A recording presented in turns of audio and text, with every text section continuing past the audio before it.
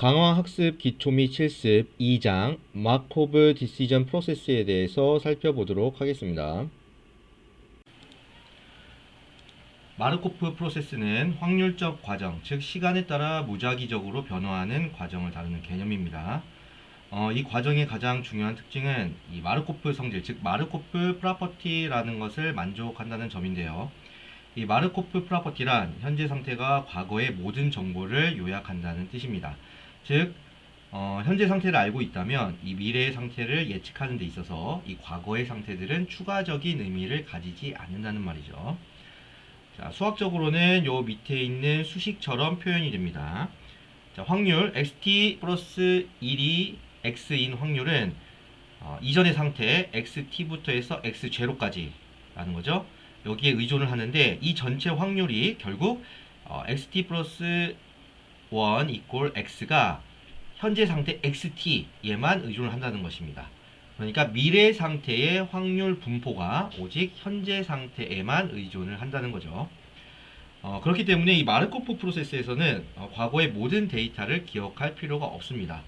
현재 상태만 알면 충분하기 때문에 계산이 훨씬 단순해지죠. 이거를 이제 직관적으로 이해할 수가 있는데요. 예를 들어서 어떤 사람이 길을 걸어가다가 이 사거리에서 좌회전, 직진, 우회전 중 하나를 선택한다고 가정합니다. 이 경우에 그 사람이 이전에 어디에서 왔는지 혹은 몇 번이나 직진을 했는지는 중요하지 않은 거죠.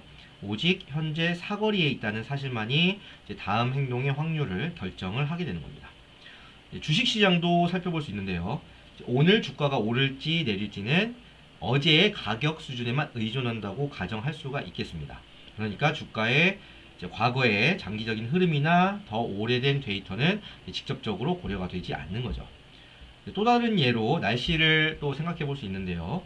오늘 비가 오고 있는지 그것만 체크를 하면 내일의 날씨를 예측하는데 충분하다라고 가정할 수도 있겠습니다. 즉 어제의 날씨나 이제 그제의 날씨 같은 정보는 별도의 어떤 추가 가치가 없다고 생각을 하는 거죠. 물론 실제로는 그렇진 않아요. 이 주식시장이나 날씨의 경우에는 어제의 데이터뿐만이 아니라 그제 혹은 그 이전의 데이터에서도 영향을 받을 수가 있습니다. 다만 이제 여기서는 직전의 정보 혹은 현재 정보만이 오직 미래에 영향을 준다라고 생각을 하는 겁니다. 그래서 이러한 가정을 하게 되면 이 마르코프 프로세스를 통해서 우리가 불확실성을 고려하면서도 또한 단순화된 의사결정을 가능하게 할 수 있습니다. 왜냐하면 현재 상태가 미래를 예측하는데 필요한 모든 정보를 다 담고 있다고 볼 수 있기 때문에 그런 거죠. 그래서 이러한 구조를 통해서 우리가 이제 여러 분야에서 상당히 유용하게 활용을 할 수 있는데요. 특히 저희가 보고 있는 이 강화학습의 경우에 핵심적인 역할을 수행한다고 볼 수가 있겠습니다.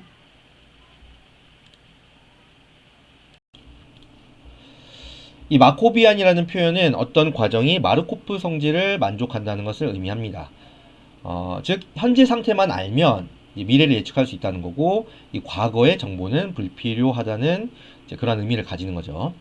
여기서 중요한 것은 상태라는 개념인데요. 이 상태라는 것은 시스템의 현재를 완전히 묘사할 수 있는 이 최소한의 정보 집합을 의미합니다. 따라서 상태가 정의되는 방식에 따라 어떤 과정이 마코비안인지 아닌지를 결정을 할 수가 있습니다. 예시로 이 슬라이드에 있는 바둑 게임, 고 게임을 볼 수가 있는데요. 이 바둑은 굉장히 복잡한 규칙들이 있고요. 또 수많은 경우의 수를 가지고 있습니다. 그렇지만 이 상태라고 하는 것은 어떻게 정의를 합니까? 현재 바둑판 위에 놓여있는 모든 돌의 배치가 상태로 표현될 수 있는 거죠. 이 경우에 이제 다음 수가 어떻게 진행될지 결정을 한다고 하면 그 다음 수의 진행 방향은 바로 이 현재 상태, 즉 현재의 돌 배치에 의해서만 결정이 됩니다. 즉 이전에 어떤 순서로 돌이 놓였는지 이제 그건 중요하지가 않은 거죠. 이 돌이 몇 수 전에 놓였는지, 누가 초반에 먼저 돌을 두었는지 같은 이러한 과거 정보는 필요하지가 않습니다. 이제 중요한 거는 현재 바둑판 위에 어떤 형태로 돌들이 자리하고 있느냐죠. 이 현재 배치가 바로 다음 상태로의 전이를 결정하는데 충분한 정보를 제공하는 겁니다. 자, 이것이 바로 바둑 게임이 마코비한 어떤 특성을 가지고 있다. 그러한 예시다라고 설명될 수 있는 이유가 되겠습니다. 이 바둑판의 현재 모습이 곧 이 마르코프 프로퍼티에서 말하는 현재 상태에 해당이 되고 이것이 미래수의 전개를 결정합니다. 그래서 이러한 맥락에서 이제 바둑은 확률적 과정을 모델링할 때 상당히 좋은 예시가 될 수가 있습니다. 저희가 알다시피 이 인공지능으로의 대전환의 포문을 열었던 게 뭐죠? 이제 그게 바로 알파고죠. 이 알파고 시스템이 바둑을 기반으로 해서 탄생한 게 우연이 아닌 겁니다.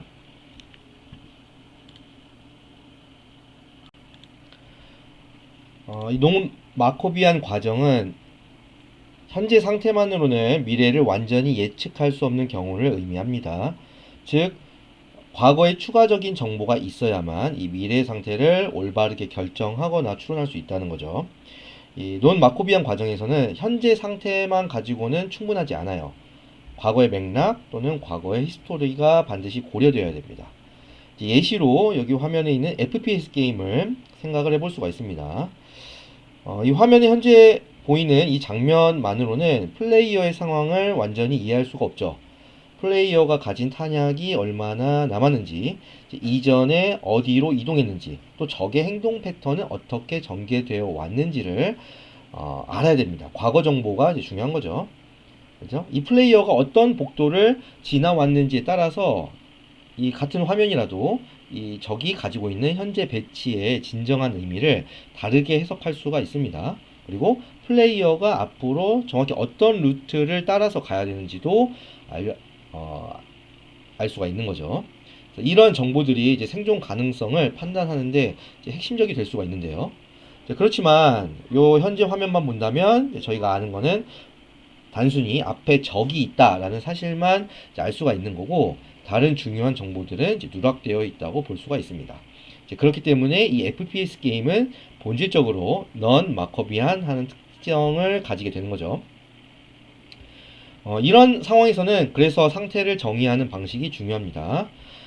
상태를 단순히 현재 화면으로만 정의한다면 이 마코브 프로퍼티는 성립하지 않습니다. 그렇지만 상태의 전체 맵 경로나 아직 취득하지 않은 아이템이나 탄약 현황 같은 이러한 정보를 포함시킨다면 마코비안하게 만들 수도 있는 거죠. 그래서 이러한 이 넌 마코비안 과정이 실제 환경에서도 자주 등장을 합니다. 예를 들어서 자율주행차를 생각해 볼 수가 있죠. 이 자율주행차 안에다가 그 주행을 하기 위한 이제 카메라를 설치하고 이제 영상을 볼 수가 있는데요. 사실 이 카메라 영상만으로는 정확히 주행을 어떻게 할지 판단을 할 수가 없습니다. 이 차량의 속도나 그 다음에 이전의 움직임, 그 다음에 이 밖에 있는 사람들의 과거 경로 이런 것들을 이제 함께 고려해야 이제 앞으로 가야 되는 그 주행의 어떤 방향을 이제 올바르게 예측할 수가 있는 거죠. 그래서 이 논 마코비안 같은 경우는 이제 필요한 데이터가 많이 있기 때문에 이 마르코프 과정하고는 좀 다르게 어떤 추가적인 메모리나 히스토리 관리가 이제 필수적인 경우가 많이 있습니다.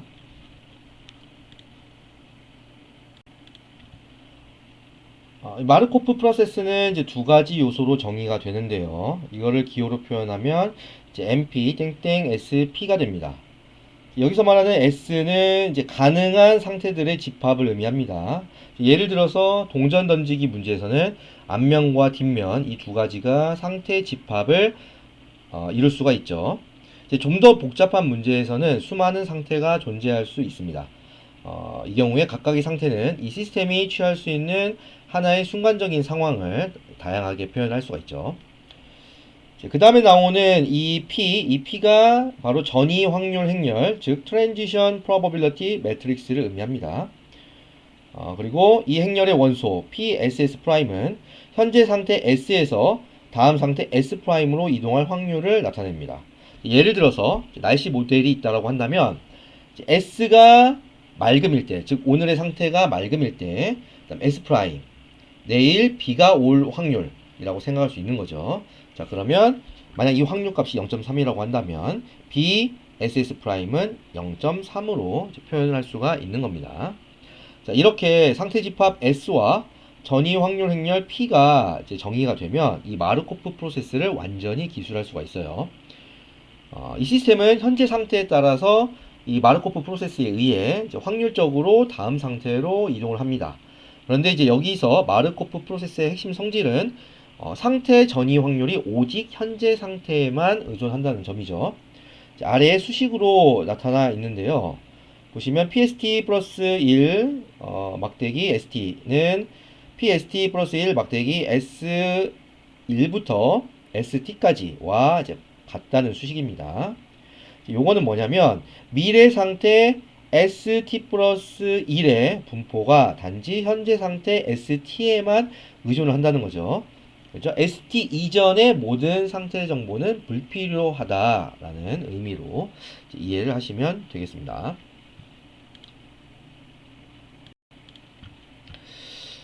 다이어그램을 통해서 이 개념을 직관적으로 이해해 볼 수 있겠습니다.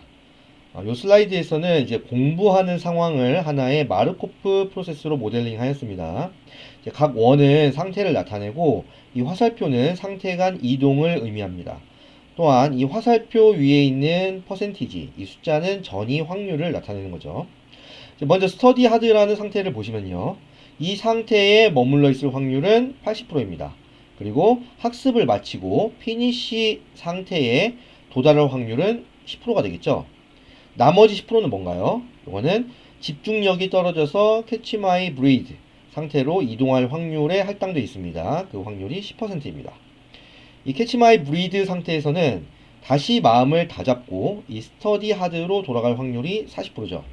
그렇지만 이제 이걸 회복하지 못하고 졸음이 오게 되는 이 나징 오프 상태로 넘어갈 확률은 60%가 됩니다. 이 도징 오프 상태에서는 두 가지 가능성이 있죠. 다시 정신을 차리고 캐치 마이 브리드로 돌아갈 확률이 30%고요. 자, 졸음을 결국 이기지 못하고 슬립으로 넘어가게 될 확률이 70%입니다. 이 슬립 상태는 이미 잠에 든 상황이기 때문에 더 이상 학습으로 돌아가기가 쉽지 않죠. 대부분의 경우에는 이 90% 확률로 게스칼디드 상태에 도달합니다. 이거는 공부를 실패했다는 걸 의미하는 거죠. 나머지 10% 확률로는 다시 숨을 고르고 캐치 마이 브리드 상태로 이제 돌아가는 것을 확인할 수가 있습니다. 그래서 이 예시를 보시면 우리가 이 마르코프 프로세스의 핵심 성질을 알 수가 있죠. 다음 상태는 오직 현재 상태와 그리고 그 전이 확률에 의해서만 결정이 된다는 겁니다. 과거에 잠을 몇 번 잤는가, 몇 번 숨을 고르다가 돌아왔는가, 이런 거는 중요하지 않아요. 현재 상태가 나징 오프라면 단지 30% 확률로 캐치 마이 브리드를 하거나 혹은 70% 확률로 잠든다. 이 선택만 존재를 하는 거죠.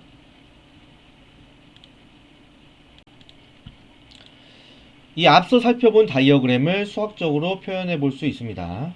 이 마르코프 프로세스는 상태 집합과 그다음에 전이 확률 행렬 P로 정의된다고 했는데요. 이 슬라이드는 그 전이 확률 행렬을 표 형태로 정리한 것입니다. 이 전이 확률 행렬 P에서 각 행은 현재 상태 그리고 각 열은 다음 상태를 나타냅니다. 즉 PIJ는 상태 SI에서 상태 SJ로 전이할 확률이다 라고 볼 수 있는 거죠. 첫 번째 행을 보겠습니다. S1인 이 스터디 하드 상태에서는 80% 0.8 확률로 자기 자신 S1에 머물고요. 그 다음에 0.1 10% 확률로 캐치 마이 브리드 상태로 넘어갈 수 있고요. 그리고 또다시 0.1 확률 10% 확률로 피니시 상태로 이동할 수 있습니다. 따라서 첫 번째 행은 0.8, 0.1, 그 다음에 0.1로 표현이 되고요. 두 번째 행은 이제 캐치 마이 브리드 상태인데요. 여기서는 40% 확률로 스터디 하드로 갈 수 있고요. 그 다음에 60% 확률로 나징 업으로 넘어갈 수도 있습니다. 그래서 두 번째 행은 0.4, 0, 0.6, 0, 0, 0이 될 수 있습니다. 자, 세 번째 행, 네 번째 행도 동일하게 해석할 수 있고요. 다섯 번째 행 S5와 여섯 번째 행 S6는 특수한 경우입니다. 이 게스칼디드와 그 다음에 이 피니시 상태는 이제 도달을 하면 더 이상 다른 상태로 가지 않는 거죠. 즉, 이 두 상태는 absorbing state, 흡수 상태라고 볼 수가 있겠습니다. 그래서 이제 다섯 번째 행과 여섯 번째 행은 어떤 별다른 값을 넣지 않은 거죠. 이 마르코프 프로세스를 분석할 때는 이 행렬을 기반으로 수행을 할 수가 있습니다. 예를 들어서 초기 상태가 스터디 하드라고 할 때 몇 단계 후에 피니시 상태에 도달할지를 그 확률을 계산을 할 수가 있습니다. 또는 이 장기적으로 시간이 무한히 흐를 때 결국 어떤 상태에 정착하게 되는지 이제 그것도 구할 수가 있는 거죠.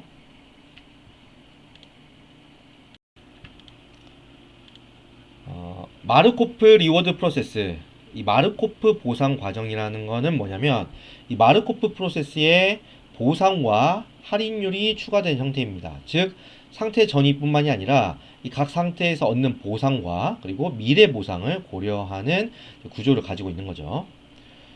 이 리워드 보상을 보시면요, 이 보상이라고 하는 거는 특정 상태에 머물렀을 때의 어떤 즉각적인 가치 또는 이득을 이제 수치로 나타낸 것입니다. 예를 들어서 게임을 할 때 우리가 점수를 얻는다면 그 점수가 바로 이 리워드에 해당하는 거죠. 이 마르코프 리워드 프로세스에서는 이 리워드가 상태에 의존합니다. 즉 특정 상태에 도달하면 그 순간에 보상값이 주어지는 거죠. 이 에이전트는 상태를 거치면서 이동을 하게 되고요. 이제 그때마다 보상을 수신을 하게 됩니다. 그 다음에 개념은 이제 이 디스카운트 팩터, 즉 할인율이라고 하는 건데요. 자, 이거는 뭐냐면 미래 보상의 현재 가치를 계산하기 위해서 사용되는 계수라고 보시면 되겠습니다. 일반적으로는 0과 1 사이의 실수값으로 표현을 하죠. 기호로는 이제 감마로 표시를 하고요. 이 감마, 이 디스카운트 팩터 값이 0에 가까우면 이제 에이전트는 현재 즉각적인 보상에만 집중을 합니다. 이제 반대로 이 디스카운트 팩터 값이 1에 가까우면 이제 먼 미래 보상도 거의 동일한 가치를 가진 것으로 간주를 하는 거죠. 요거는 뭐냐면 인간의 의사결정과도 굉장히 유사하다고 볼 수가 있겠습니다. 예를 들어서 우리가 돈이 생긴다고 할 때, 돈을 받는다고 할 때 지금 당장 10,000원을 받는 것과 그 다음에 1년 후에 50,000원을 받는 것 사이에서 선택을 한다고 하면 개인의 선호에 따라서 달라질 수가 있다는 거죠. 예를 들어서 지금의 보상을 더 중시하는 사람은 지금 10,000원을 받을 수도 있겠고요. 미래의 큰 보상을 중시하는 사람은 이제 1년 후에 50,000원을 받을 수도 있겠습니다. 자, 이러한 차이를 수학적으로 표현하는 것이 바로 이 디스카운트 팩터입니다. 그래서 이 마르코프 리워드 이제 프로세스는 이전에 봤던 마르코프 프로세스처럼 단순하게 상태 전이만 고려하는 게 아니고요. 그 과정에서 얻는 보상이나 그리고 보상의 시점까지도 함께 고려하는 개념이다라고 볼 수가 있겠습니다. 즉 어떤 상태에 도달하는가 이뿐만이 아니라 그 상태에서 얼마만큼의 보상을 얻는가 이게 중요한 요소가 되는 거죠. 그래서 이러한 구조가 결국은 이 강화학습의 기본 토대가 됩니다. 에이전트가 단순히 상태를 이동하는 것이 아니라 보상을 최대화할 수 있도록 학습을 해야 된다는 거죠. 이 마르코프 보상 과정, 마르코프 리워드 프로세스는 네 가지 요소로 정의가 됩니다. MRP 땡땡 SPR 감마로 표현될 수 있죠. 자, 첫 번째 요소는 상태 집합 S고요. 그 다음에 두 번째 요소는 전이 확률 P가 되겠습니다. 그리고 이제 세 번째 요소가 바로 이제 이 특정 상태에 도달했을 때 받는 보상의 기대값, 즉 보상함수 R이 됩니다. 수식으로는 R 이꼴 E RT 막대기 ST 이꼴 S가 됩니다. 이제 이거는 상태 S에 있을 때 에이전트가 받을 수 있는 이제 보상의 평균값, 기대값, expectation을 의미하는 거죠. 자, 네 번째 요소는 할인율 감마입니다. 자, 요거는 0과 1 사이의 값으로 정의가 되고요. 미래 보상을 얼마나 중요하게 여길지를 나타냅니다. 자, 감마가 0이면 즉각적인 보상만 고려하겠다는 뜻이고요. 자, 감마가 1에 가까우면 먼 미래 보상까지 거의 동일한 가치를 두겠다라는 그러한 의미가 되겠습니다. 실제 예시로 살펴보겠습니다. 앞서 보았던 이 공부 상황의 마르코프 프로세스에 리워드를 추가를 하면 이제 마코브 리워드 프로세스 MRP가 되는 거죠. 각 상태를 보시면요. 이 스터디 하드 상태에서는 보상 R이 1입니다. 즉 열심히 공부할 때마다 이제 즉각적인 긍정적 보상이 주어진다고 볼 수가 있겠죠. 자, 밑에 있는 캐치 마이 브리드나 나징 어프나 슬리프 상태는 모두 보상값이 마이너스 1이죠. 자, 이거는 집중력을 잃고 뭐 휴식하거나 졸음을 참는 과정이 학습 성과 측면에서 손실이라는 것을 이제 의미를 하는 겁니다. 최악의 경우에 게스칼디드 상태에 도달하면 큰 페널티가 주어집니다. 여기서는 보상값을 마이너스 10으로 설정되어 있죠. 즉 학습을 망치고 이제 꾸중을 듣는 상황이라고 볼 수가 있겠습니다. 이제 반대로 최상의 상태는 피니시입니다. 여기에서는 큰 보상 R 이꼴 플러스 10이 주어지고 있습니다. 즉 학습 목표를 성공적으로 맞췄을 때 얻게 되는 어떤 만족감, 성취감을 이러한 큰 숫자로 표시를 한 거죠. 이 경우에는 어쨌든 학생의 학습 과정은 이제 단순히 상태 전이가 아니라 보상까지 함께 고려해야 됩니다. 예를 들어서 이 스터디 하드에 계속 머무르는 것은 이제 이 보상값 플러스 1, 즉 작은 보상을 누적적으로 얻는 전략이라고 볼 수가 있겠죠. 자, 하지만 만약 피니시 상태로 도달한다면 이제 큰 보상을 받을 수도 있을 겁니다. 자, 여기서 유의할 거는 어떤 경로를 선택하느냐에 따라서 총 누적 보상이 달라질 수 있다는 것입니다. 즉 장기적으로 어떤 보상을 받을지를 생각을 해야 됩니다. 자, 이런 경우에 할인율, 감마값이 중요한 역할을 수행하는 거죠. 똑같은 보상을 준다 하더라도 이 감마를 어떻게 설정하느냐에 따라서 최고의 보상을 받을 수 있는 경로가 완전히 달라질 수가 있습니다.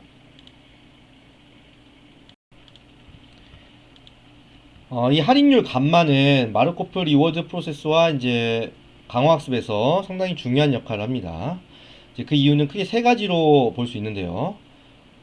첫 번째로 이 디스카운트 팩터 감마는 이제 미래 보상의 가치를 줄이는 역할을 합니다. 이 현실 세계에서 보시면 알 수가 있는데 이 미래에 받을 보상은 지금 당장 받는 보상만큼은 이제 크게 느껴지지가 않죠.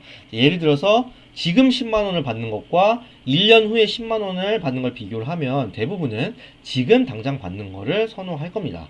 자, 이거는 인간의 시간에 따른 선호의 양상을 수학적으로 반영한 거죠. 그래서 이 감마를 적용을 하게 되면 이제 미래 보상이 점점 작게 환산이 돼서 더 현실적인 모델링을 할 수가 있게 됩니다. 두 번째로는 이 디스카운트 팩터는 이제 무한한 보상합이 발산하지 않도록 보장을 하는 역할을 수행합니다. 이 강화학습에서는 미래의 모든 보상을 계속 더해 나가야 되는데요. 만약에 이러한 디스카운트 팩터가 없다면, 즉 감마가 1이라면 무한히 보상이 이어지게 될 때 그 합도 무한대로 발산할 수가 있습니다. 반면에 감마가 1보다 작다면 지속적으로 보상이 줄어들어서 총합은 유한하게 수렴을 하는 거죠. 그래서 이 감마는 수학적으로도 안정성을 보장하는 중요한 요소가 될 수 있습니다. 자, 세 번째로는 이 디스카운트 팩터는 에이전트의 어떤 고려의 범위를 이제 조정하는 도구입니다. 예를 들어서 감마가 이제 0이면 에이전트는 오직 즉각적인 보상만을 중시하는 거죠. 자, 이 경우에는 단기적인 이익을 얻는 그리디 초이스, 탐욕적 행동을 하게 되고요. 반대로 감마가 1에 가까우면 이 에이전트는 먼 미래의 보상까지 고려합니다. 즉 장기적인 어떤 전략적 행동을 학습할 수가 있게 되는 거죠.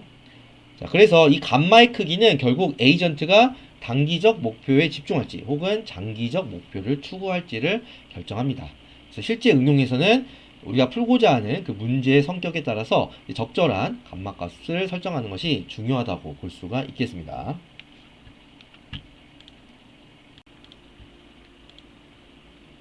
이 리워드를 적용하면서 자연스럽게 뒤따라 나오게 된 게 바로 이 리턴이라는 개념인데요.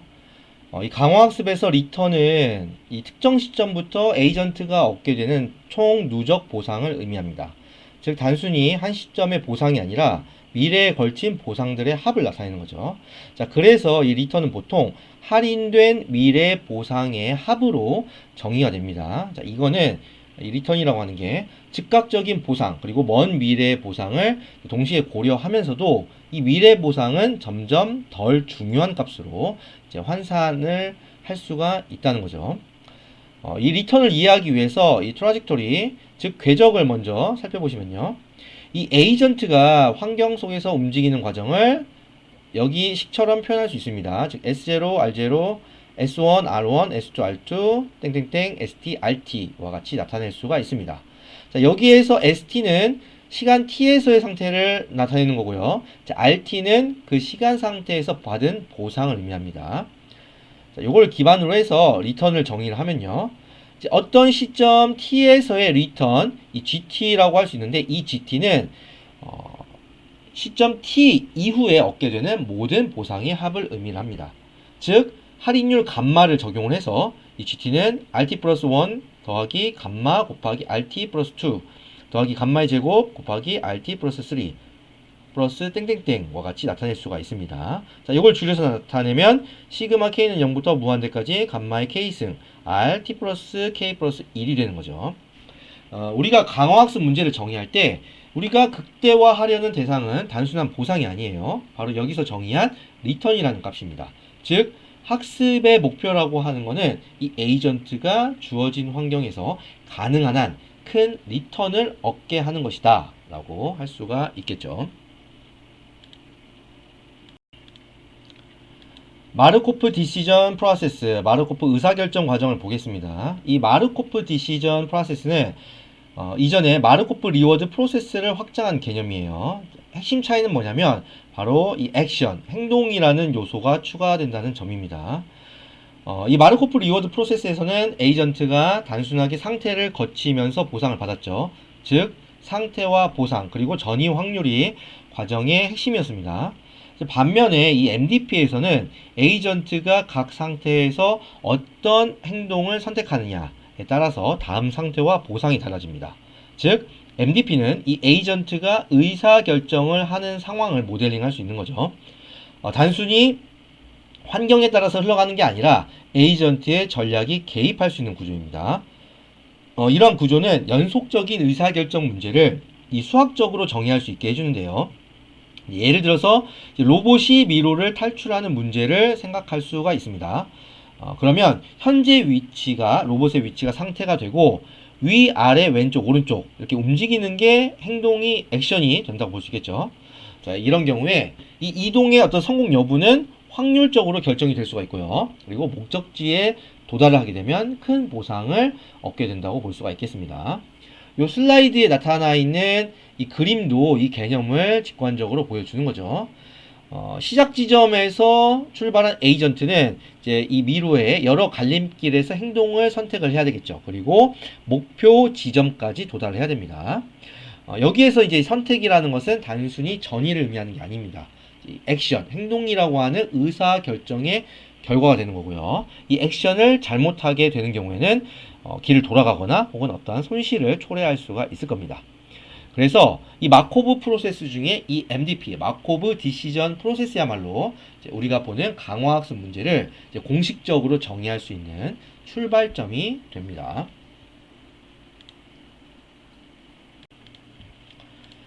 이 마르코프 디시전 프로세스는 5가지 요소로 정의할 수 있습니다.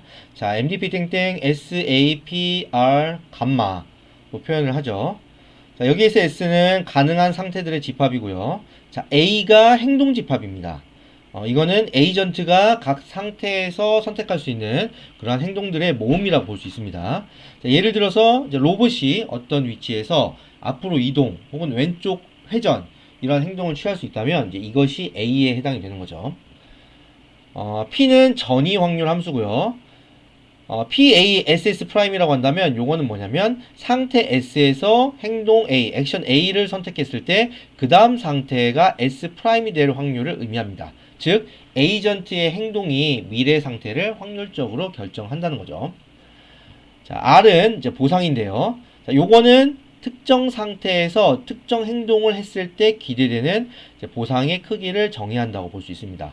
수식으로는 이렇게 나타내고요. 즉 상태가 S일 때 행동 A를 수행을 하면 얻는 기대값을 R이라고 정의할 수가 있겠습니다.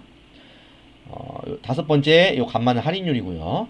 자, 그래서 이 5가지의 요소를 결합을 해서 이 MDP를 통해 에이전트가 이 환경 속에서 의사결정을 하는 문제를 수학적으로 모델링 할 수가 있습니다. 자율주행 차량 문제를 다시 예시로 생각해 볼 수가 있겠는데요. 자율주행 차량을 생각을 한다면 이 S는 이제 도로 상황이 될 수가 있겠죠. 그 다음에 행동 A는 뭐 가속, 감속 혹은 뭐 방향 전환 이런 거를 정의할 수 있겠고요. 이 확률 P는 행동에 따른 이제 도로 상황 변화의 이제 확률이라고 볼 수가 있겠고, 이 보상 R은 이제 그때그때 주행의 상황 그리고 목적지 도달 여부에 따라서 다르게 정의될 수가 있겠습니다. 그리고 또한 할인율을 고려할 수가 있겠고요.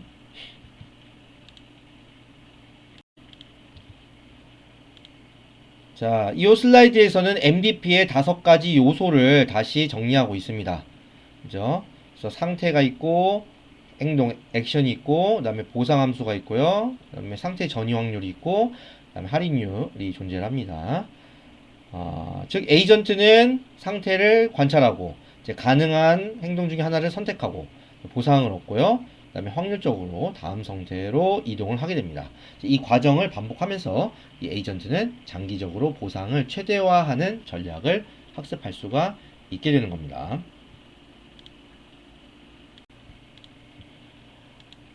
이 마르코프 디시전 프로세스에서 이 스테이트 상태라고 하는 거는 이제 핵심적인 요소로 볼 수가 있겠습니다. 이 MDP의 마르코프 프로퍼티를 고려를 해보면요. 이 미래 상태와 보상은 이제 과거 상태들이 아니라 이제 오직 현재 상태와 그리고 현재 행동에만 의존한다고 볼 수가 있겠습니다. 수학적으로 표현하면 이 아래처럼 나타낼 수가 있는데요. 이 시간 t에서의 상태는 st로 나타낼 수가 있죠. 그리고 이 s는 대문자 s는 가능한 모든 상태의 집합을 의미하는 거고, 이 소문자 s는 그 중에 하나를 의미를 합니다. 즉 st가 s라고 하는 거는 이 시간 t에 이 시스템이 상태 s에 있다는 것을 의미를 합니다. 이 상태는 확률적으로 결정될 수가 있습니다. 즉 동일한 행동을 취하더라도 이 환경의 불확실성 때문에 다음 상태가 달라질 수가 있어요.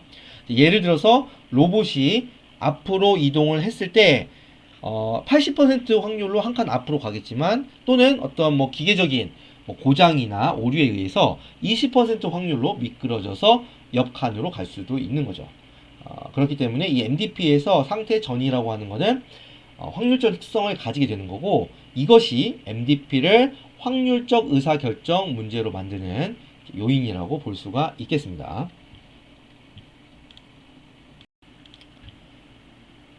이 MDP에서 액션, 행동은 에이전트가 선택할 수 있는 의사결정입니다. 즉 주어진 상태에서 에이전트가 취할 수 있는 움직임이나 선택지를 의미하는 거죠. 이 에이전트가 선택한 행동은 단순히 선택으로 끝나지 않습니다. 이 행동은 환경의 다음 상태를 바꾸게 되고요. 그리고 에이전트가 얻게 될 보상에도 직접적인 영향을 미칩니다. 그렇기 때문에 이 행동은 상태 전이와 이제 보상 함수의 핵심적인 입력 변수라고 볼 수가 있겠습니다. 자, 수학적으로는 이렇게 표현할 수 있겠죠. 시간 t에서의 행동을 at로 나타낼 수 있고요. 행동 공간, 액션 스페이스를 A라고 할 수 있고, 그 중에 의미의 행동을 소문자 A로 나타낼 수가 있겠습니다. 이 강화학습에서는 정책, 팔러시라고 하는 개념이 있습니다. 이 정책이 뭐냐면, 에이전트가 상태에 따라서 어떤 행동을 취할지를 결정하는 전략이라고 보시면 되겠습니다. 즉, 이 정책을 개입시키냐 마냐에 따라서 행동 선택 방식이 달라질 수가 있는 거죠. 이 정책이 없는 경우, without policy인 경우에는 이 행동 AT가 stochastically determined, 확률적으로 선택될 수가 있고요. 이제 반대로 with policy, 정책이 주어진 경우에는 이 AT가 deterministically determined, 즉 주어진 규칙에 따라 결정적으로 선택이 될 수가 있습니다. 그렇기 때문에 이 정책이 명확하게 정의가 되면 이 에이전트의 행동은 그냥 무작위가 아니라 의도적인 의사결정으로 이어질 수가 있는 거죠. 자, 리워드가 나오는데요. 이 리워드 보상은 이제 에이전트가 특정 상태에서 어떤 행동을 취했을 때 그 환경으로부터 수신하는 신호라고 보시면 되겠습니다. 즉, 이 보상은 에이전트가 방금 한 행동이 얼마나 좋았는지를 알려주는 어떤 즉각적인 피드백이 되는 거죠. 이 보상은 강화학습에서 중요한 역할을 합니다. 다시 말하지만 이 에이전트의 최종 목표라고 하는 게 단순히 상태를 전이시키는 게 아니라 시간에 걸쳐서 얻게 되는 총 보상을 최대화하는 것이기 때문에 이제 그런 거죠. 자, 수학적으로는 여기 나와 있는 수식과 같습니다. 상태 S에서 액션 A를 취했을 때 기대 보상이 이렇게 표현이 된다는 거죠. 그죠?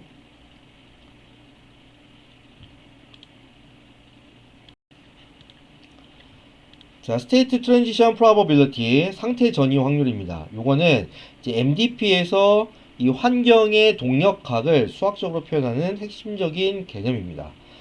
현재 상태와 에이전트의 액션이 주어졌을 때 다음 상태가 무엇이 될지를 확률적으로 정의합니다. 구체적으로 시간 t에서 상태 s에 있고 그 다음에 행동 a를 취했을 때 다음 시점의 상태가 s''이 될 확률을 표현을 하는 거죠.